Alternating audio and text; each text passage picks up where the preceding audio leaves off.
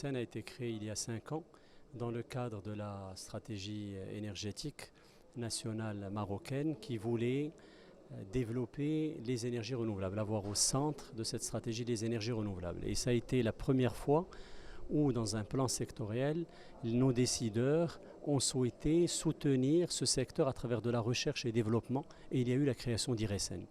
IRSN joue deux rôles, donc c'est comme s'il y avait deux petites IRSN. Il y a une IRSN, agence de moyens, donc qui finance des projets de recherche collaboratifs qui impliquent les universités et les entreprises marocaines, et c'est également ouvert à leurs homologues étrangers. Et donc là, depuis le début, on a commencé en 2011, les appels à projets ont commencé en 2012. Donc on a eu le lancement de 10 appels à projets. On a sélectionné 40 projets très innovants qui impliquent plus de 500 chercheurs et doctorants. Et il y a de très très belles réalisations aujourd'hui, de très belles success stories, donc des projets importants qui arrivent à maturité, le développement d'unités de traitement de l'eau, des eaux saumâtres et le dessalement grâce à l'énergie solaire.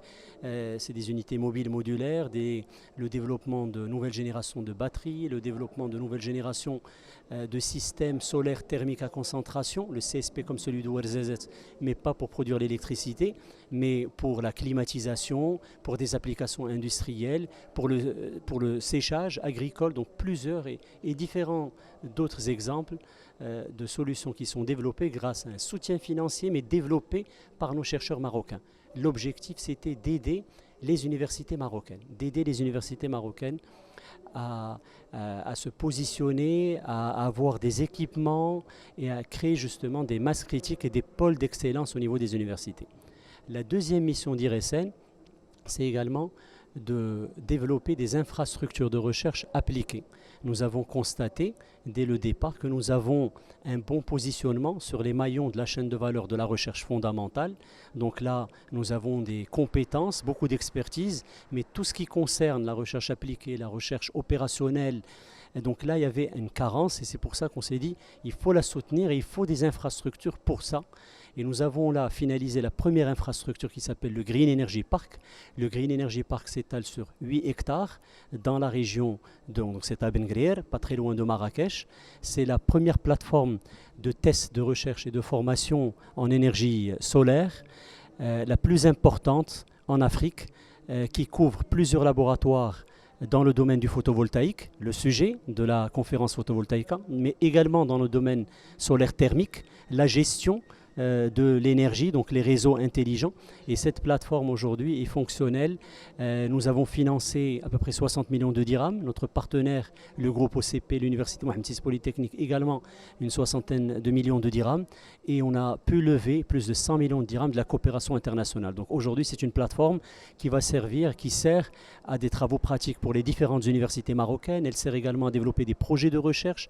Nous venons, il y a quelques semaines, de produire la première cellule photovoltaïque marocaine ou africaine couche mince multiple jonction grâce au soutien du gouvernement coréen avec des partenaires universités coréennes et des centres de recherche allemands, et plusieurs développements se font au niveau du Green Energy Park, donc c'est quelque chose d'important. Il y aura un centre de certification de modules qui sera également au niveau du Green Energy Park, donc une structure de recherche appliquée qui est au service des entreprises marocaines et étrangères qui veulent se positionner.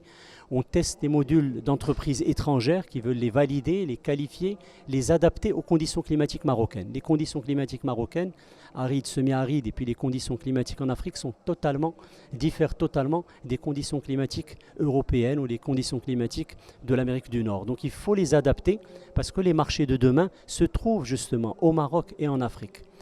Et aujourd'hui, donc, nous organisons la deuxième édition de la conférence et salon photovoltaïca sur le thème de l'intégration du photovoltaïque. C'est une technologie qui a un très très fort potentiel. On a vu ces dernières années une consolidation, une baisse des prix. Et donc là, avec toute la dynamique actuelle, nous allons pouvoir développer et voir un large déploiement de la technologie photovoltaïque au Maroc. Et notre souhait à travers cet événement et à travers nos activités de recherche, c'est de positionner le Maroc comme un développeur technologique. On souhaite prendre ce train consommer vert, c'est bien, on va encourager, on souhaite l'encouragement, la sensibilisation pour installer vert. On peut utiliser le solaire photovoltaïque au niveau de différentes applications, le pompage solaire au niveau du résidentiel pour traiter l'eau. Et là, ce qu'on souhaite également, c'est qu'on devienne des développeurs de composants de ce système, et c'est ce qu'on est en train de faire. Cette conférence, cette année, a attiré plus de 70 entreprises en ce qui concerne le salon. Il y a à peu près une cinquantaine d'intervenants qui viennent de différents pays du monde, de la Corée du Sud, de Doha, de France, vraiment de différents pays, donc de partout, de par le monde.